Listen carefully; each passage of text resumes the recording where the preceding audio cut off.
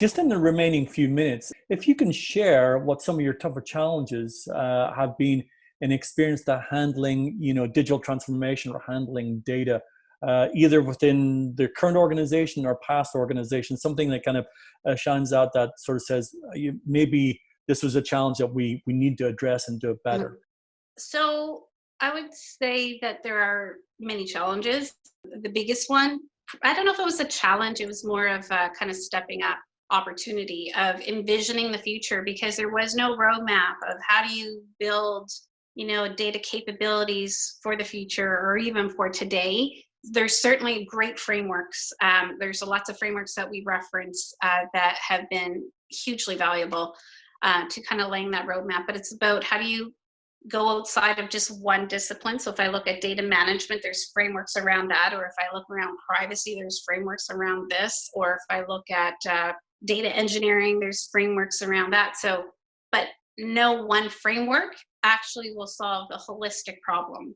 So it's kind of taking the best of all of those and creating the roadmap and then managing stakeholders and teams in an agile way to drive to that future when it's very difficult to kind of create that end state. So I think having the end state articulated in terms of how are we going to have systems in place really driven by your ultimate goal or values. So one of the things that we did at Symcor was we really embedded our objectives and strategies with the overall corporate objectives and strategies around our values, which was accountability and trust and performance. So the whole program kind of wraps around those things, which makes it a lot more fluid in terms of the direction that we're going, because there's all sorts of ways and all sorts of distractions that can take you down any one path. So having a clear direction and staying kind of true to that core direction is really important. So without that, I think it's really challenging because you can go down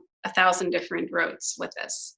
So Della, we are coming close to the end, but we're in currently July 31st, 2020, and we've obviously come through the pandemic. We're maybe into a second phase, and so obviously this gets very dated very quickly. But can you maybe share some of your experiences of how the COVID-19 or the experience of COVID-19 from an organizational point of view has impacted Symcor, and where do you see some of those challenges being addressed in the future? I can't believe it's been how many months? Like we're going into month 4 months? 5. Yeah, month Wow, 5. Yeah, yeah. it's gone so fast in some ways, and it's been dragging on in a lot of ways. Mm. We actually had an amazing response. So this is something I'm very proud of, and I've always been a very proud employee and member of our Symcor team. But we were able to mobilize our employees very, very quickly, like literally over a weekend. We were able to mobilize services that some of them were being performed in physical locations, and transitioning work from other areas. So literally over weekend, we were able to start up Monday with almost nominal impact to our client delivery. And that, to me, really a lot of that success came from being prepared, but also having very strong linkages for communication and sharing important information. So when you think about data and how it plays into that, it's about having correct and accurate data ready to be able to take action on very, very quickly.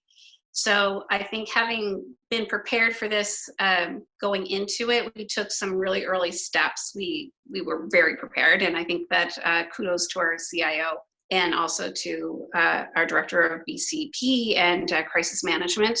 We were ready to kind of take on that challenge, but having that data element is not to be underestimated. Having the ability to share data and take action is going to become an even more critical part of the organization. And as we think about how this is affecting and changing our workplace, thinking about data opportunities is another area to focus. So for example, how do you manage performance when you don't physically see your team all the time? Like, are there opportunities to look at new ways to track performance, to track activities, et cetera, all at the same time while still maintaining that engagement and that culture, et cetera. But I think leveraging technology and leveraging data to kind of shift this new type of work paradigm is really important.